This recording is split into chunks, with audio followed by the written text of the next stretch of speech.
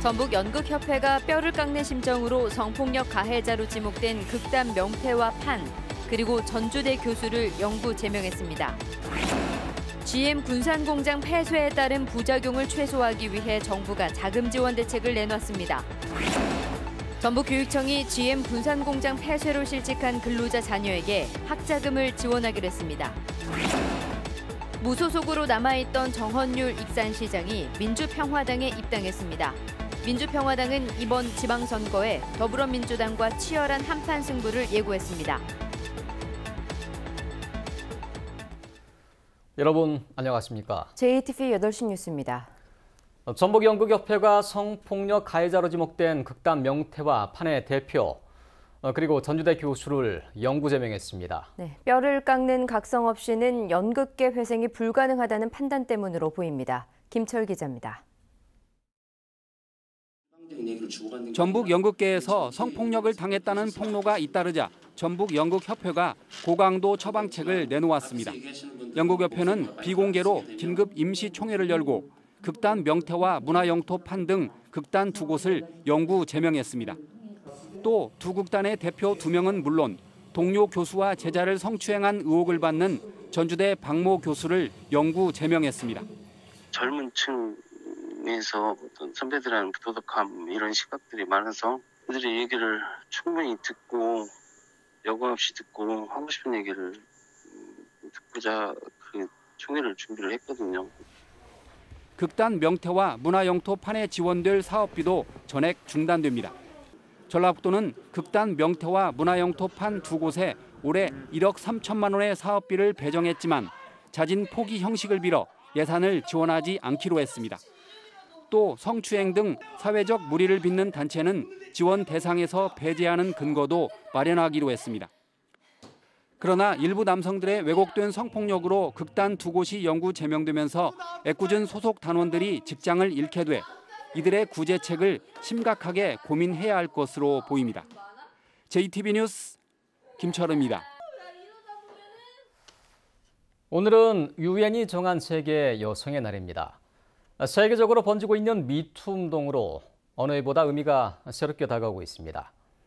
여성계 인사들은 여성에 대한 차별과 폭력이 골마터진 것이라며 미투 운동을 계기로 인식과 제도 개선이 뒤따라야 한다고 입을 모았습니다. 나금동 기자가 보도합니다. 서전 검사에서 시작된 미투 운동은 전북에서도 극단 대표와 대학 교수 등에 대한 폭로로 이어졌습니다. 전문가들은 우리 사회에 성폭력이 만연해 있는 현실이 그대로 드러난 거라고 말합니다. 그 여성의 지위가 검사든 의사든 교수든 학생이든 다 그냥 성적 존재로 보기 때문에 성적 접근을 하는 거죠.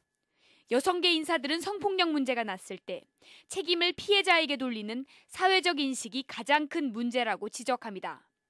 성폭력 피해자 당신에게 문제가 있다라고 이야기하는 방식이 사실상 지금 많은 사람들이 미투 이전에 침묵을 택할 수밖에 없었던 가장 큰 이유거든요. 전문가들은 미투 운동이 여성 인권에 대한 인식을 높이는 데 큰 기여를 할 것으로 기대하고 있습니다. 다만 이 같은 분위기가 한때의 해프닝으로 끝나지 않으려면 가해자의 범행을 보다 폭넓게 인정하는 사회적 인식과 제도 개선이 뒤따라야 한다고 강조합니다. 성폭력 문제에 대해서 그 비난과 책임을 가해자에게 묻는 것이 당연한 사회로 변화해야 한다. 연일 잇따르고 있는 미투 고백이 우리 사회에 커다란 과제를 남기고 있습니다. JTB 뉴스 나금동입니다. 정부가 GM 군산공장 폐쇄가 결정된 군산 지역 지원을 위한 1단계 대책을 내놨습니다. 조선소 구조조정으로 어려운 경남 통영과 합쳐 협력업체와 소상공인의 자금난을 덜어주기 위해 2,400억 원을 지원합니다. 권대성 기자의 보도입니다. 정부 대책은 김동연 부총리 주재로 열린 산업 경쟁력 강화 장관회의를 통해 발표됐습니다. 145개 협력업체를 위해 1,300억 원 규모의 특별 보증 프로그램을 신설하고 소상공인을 위해 500억 원의 특별 경영 안정자금을 신규 편성합니다. 지역 신용보증재단의 특례 보증은 600억 원을 늘립니다. 기존 대출금의 만기 1년 연장과 원금 상환 유예 조치와 더불어 세금과 사회보험료의 징수와 체납 처분 유예, 전기요금 기본료 경감으로 비용 부담도 덜어주기로 했습니다. 협력업체나 소상공인들의 경영상 어려움을 덜어주는 데 조금이나마 도움이 될 것으로 생각합니다. 정부 대책이 빠르고 실질적으로 혜택이 돌아갈 수 있도록 자금난 완화 대책과 더불어 취업훈련 비용 인하 등 근로자의 재취업과 전직을 위한 대책도 바로 시행됩니다. 또한 군산 등 전북에 특별교부세 65억 원이 지원되고 정부 부처의 공모사업이 우선 지원됩니다. 정부는 이달 안에 고용위기지역 지정 등을 추진하고 지역 의견을 수렴해 2단계 대책을 마련하기로 했습니다. 2단계 대책은 근로자 등 직접 당사자가 실질적인 혜택을 입도록 중점을 두고 필요하면 정부 예산을 직접 투자하는 방안도 찾겠다고 밝혔습니다. JTB 뉴스 권대성입니다. 전북교육청이 GM 군산공장 폐쇄로 실직한 근로자 자녀에 대한 학자금 지원에 나섭니다. 수업료와 수학 여행비, 방과 후 학습비 등을 지원하며 정리해고된 비정규직 근로자 200명부터 지원이 시작됩니다. 조창현 기자의 보도입니다. 전북교육청이 GM 군산공장 폐쇄로 실직한 근로자 자녀에게 학자금을 지원하기로 했습니다. 지원되는 교육비는 고교 수업료와 수학여행비, 교복비, 방과 후 학습비 등입니다. 지원 대상은 이미 정리해고 절차에 들어간 비정규직 근로자 200명부터 시작합니다. 이후 희망퇴직자와 협력업체에서 실직자가 발생하면 지원 대상을 확대하기로 했습니다. 학습비 지원은 정부의 고용위기지역 지정 전에라도 시행할 계획입니다. 전북교육청은 학교를 통해 실직 여부를 파악할 경우 낙인 효과가 우려되는 만큼 고용센터에 실업급여를 신청하는 근로자를 통해 정보를 파악하기로 했습니다. 학습비 지원은 실직 등으로 경제적 능력을 상실할 경우 지원할 수 있다는 관련 법령에 근거합니다. 선거법 위반 여부는 선관위가 문제가 없다는 유권 해석을 내린 것으로 알려졌습니다. 초중등 교육법 시행령의 교육비 지원에 관한 사항이 있기 때문에 이 선거법 접촉에 되지 않는다라는 지금 구두로 확인했습니다. 학습비 지원에는 50억 원의 전북교육청 예산이 투입될 것으로 보입니다. 현대중공업 군산조선소 실직자와 경기 침체로 폐업한 소상공인 자녀도 학교에 신청할 경우 지원 대상에 포함시키기로 했습니다.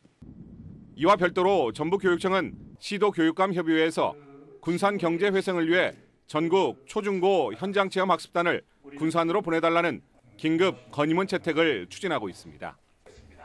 JTB 뉴스 조창현입니다. 더불어민주당 국회의원들이 한국 GM 군산공장 폐쇄에 따른 대책을 논의하겠다며 오늘 군산을 방문했습니다. 군산공장 폐쇄 결정이 나온 지 거의 한 달 만에 찾았지만 정상화에 최선을 다하겠다는 말뿐이었습니다. 송창룡 기자가 보도합니다. 더불어민주당 국회의원들이 군산을 찾았습니다. 지난달 13일 군산공장 폐쇄 결정이 발표된 뒤 거의 한 달여 만의 방문입니다. 군산공장 노조는 자동차 산업 생태계가 완전히 무너지기 전에 공장 정상화가 필요하다며 전기차 생산 등이 필요하다고 말했습니다. 전기차라든가 신차 배정을 해서 한 달에 반드시 저희들도 생산할 수 있고. 이달 말 계약 해지가 예고된 비정규직 근로자들은 절박함을 담아 생계 대책을 호소했습니다. 군산공장 정상화도 중요하지만은 3월 31일 이후에 생계도 중요한 실정이거든요. 막막하니까요. 그러나 더불어민주당의 대답은 군산공장 정상화에 최선을 다하겠다는 말뿐이었습니다. 군산공장을 반드시 다시 살려야 된다는 분명한 원칙을 가지고 있습니다. 장기적 생존 가능한 경영 정상화 방안이 필요하다는 데 정부와 여당이 인식을 함께하고 있고, 이 때문에 간담회장에서는 실망과 비판의 목소리가 터져나왔습니다. 이 시간, 어려운 시간에 이것이 정말 립서비스로 끝나지 않고 좀 어떤 성과가 앞으로 있는 그런 모임이 되어줬으면 하는 희망사항을 먼저. 명단을 보니까 16명이 간담회를 하는데 간담회 시간이 너무 40분입니다. 한국GM은 직원들에게 희망퇴직이 승인됐다는 사실을 문자로 통보하기 시작했습니다. 군산공장에서만 1000여 명이 희망퇴직으로 떠날 예정입니다. 군산공장의 재가동 가능성은 점점 희박해지고 있지만 뒤늦게 현장을 찾은 여당은 이렇다 할 대책 하나 내놓지 않고 돌아갔습니다. JTB 뉴스 송창용입니다. 국무총리가 GM 사태로 전북을 방문한 날 골프를 쳐 논란이 된 김윤덕 민주당 도당위원장이 사과의 뜻을 밝혔습니다. 김 위원장은 위원장 임명을 통보받고 다음 날인 2월 24일 대선 당시 안희정 후보 지지 모임과 골프를 쳤지만 공식 직무는 26일 시작했다고 말했습니다. 김 위원장은 다른 정당들이 공격한 공직선거법이나 김영란법 위반 논란에는 사적인 모임으로 관련 비용을 회장단에서 지불해 아무런 문제가 없다고 설명했습니다. 또한 안희정 지지그룹의 일원으로서 최근 미투 파문으로 참담한 심정이라며 지지자들에게 죄송하다고 말했습니다. 바른미래당 탈당 후 무소속으로 남아있던 정헌율 익산시장과 박종서 군산시장 예비후보가 민주평화당에 입당했습니다. 민주평화당이 시군별 단체장 후보를 잇따라 확보하면서 지방선거 준비에 속도를 내고 있습니다. 보도에 이승환 기자입니다. 정헌율 익산시장의 입당은 민주평화당에게 적지 않은 의미가 있습니다. 당내 유일한 현역 단체장이고 익산시장 선거에서도 곧바로 유리한 기반을 마련했기 때문입니다. 민주평화당과 함께 전북의 발전과 지방선거의 승리를 이끌겠습니다. 또한 익산 발전을 책임지겠습니다. 군산시장 예비후보인 박종서 전 국민의당 고문도 함께 입당해서 민주평화당의 지방선거 준비에 한층 힘이 실리게 되었습니다.